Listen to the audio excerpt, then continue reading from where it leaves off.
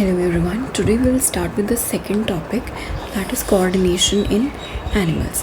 Means animals में coordination कैसे होता है? How do animals coordinate? Animals में we'll talk about the highest animal, that is humans. ठीक है.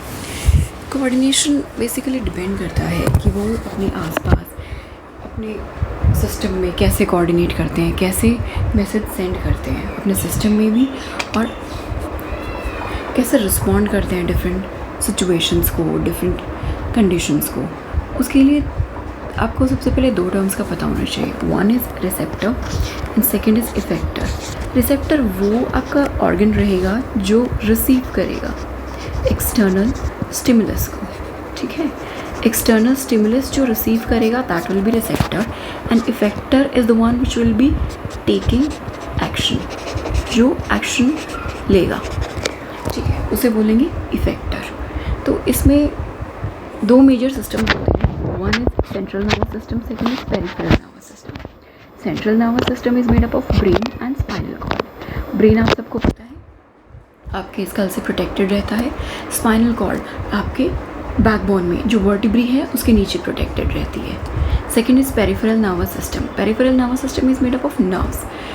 जितने नर्व्स होती हैं आपकी क्रेनियल नर्व्स जो ब्रेन में प्रेजेंट होती है, स्पाइनल जो स्पाइनल कॉर्ड के साथ हैं, विसरल जो बाकी वाली नर्व्स हैं, ये सारी प्रेजेंट होती है पेरिफेरल नर्वस सिस्टम में.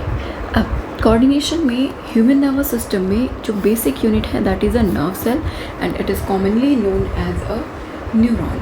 न्यूरॉन बोलते हैं. न्यूरॉन्स बेसिकली 3 टाइप्स के होते हैं. First one is sensory, second is motor and third one is relay. Sensory कौन से हैं, मोटर, रिले, ये हम पढ़ेंगे रिफ्लेक्स आर्क से. सबसे पहले हम लोग जानेंगे न्यूरॉन का स्ट्रक्चर कैसा होता है, दिखता कैसा है न्यूरॉन.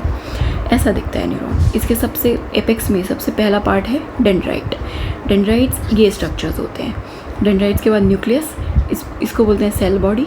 ये एक्सॉन है, ये पूरा एक्सॉन ऐसे रन कर रहा है इसके नीचे. उसको ऊपर ये कवरिंग बनाए हुए जो है ये है माइलिन शीथ. इनके बीच में जो ये गैप्स हैं, ये वाले गैप्स पॉइंट्स, इनको बोलते हैं नोड्स ऑफ रैनवियर. ये स्क्वान सेल या स्वान सेल बोलते हैं इसको, और ये है एक्सॉन का टर्मिनल या एक्सॉन का एंड. अब न्यूरॉन्स ऐसे ऐसे बहुत सारे स्ट्रक्चर्स आपके कनेक्शंस बनाते हैं. एक न्यूरॉन, दूसरा न्यूरॉन, तीसरा, ऐसे करके पूरा चेन बनी होती है और आपस में इनकी ब्रांचिंग भी हो रही होती है न्यूरॉन्स की. उससे इन सब से मिलके आपका पूरा नर्वस सिस्टम बनता है. अब इसमें सिग्नल कैसे ट्रांसमिट होते हैं, ये एक्सॉन एंड है, यहाँ तक आपका कोई भी सिग्नल आता है. सिग्नल ट्रैवल कैसे करता है, ऐसे केमिकल्स के फॉर्म में. ये केमिकल के वेसिकल्स हैं, इन्हें बोलते हैं साइनेप्टिक वेसिकल्स. साइनेप्टिक वेसिकल्स जो होते हैं वो एंड तक पहुँचते हैं. ठीक है, इसके एंड तक. ये प्री साइनेप्टिक न्यूरॉन है, मतलब ये पहले वाला न्यूरॉन है. एक न्यूरॉन यहाँ पे इसके पीछे की तरफ प्रेजेंट है. ये इसके एंड पे आएंगे, यहाँ पे ये फ्यूज़ करेंगे और ये केमिकल्स यहाँ रिलीज़ हो जाएंगे, और इस गैप को बोलते हैं साइनेप्टिक क्लेफ्ट या फिर साइनैप्स. ये केमिकल्स यहाँ रिलीज़ हो जाते हैं. तो नेक्स्ट वाला जो हमारा न्यूरॉन है, नेक्स्ट वाला जो है, उसकी यहाँ पे इस टर्मिनल पे रिसेप्टर्स प्रेजेंट होते हैं. वो इन केमिकल्स को रिसीव कर रहे होते हैं. एक न्यूरॉन का जो डेंड्राइट है, सामने वाला पोर्शन, दूसरे का एक्सॉन है. तो मानो कि डेंड्राइट अगर यहाँ प्रेजेंट है, इसके यहाँ पे एक्सॉन प्रेजेंट है, तो इसके यहाँ पे फिर डेंड्राइट प्रेजेंट होगा और वो डेंड्राइट इन सिग्नल्स को रिसीव करेगा. ऐसे पूरा ट्रांसमिट होते हैं. इसमें सेंसरी, मोटर एंड रिले, 3 तरीके के न्यूरॉन्स की हम बात करते हैं.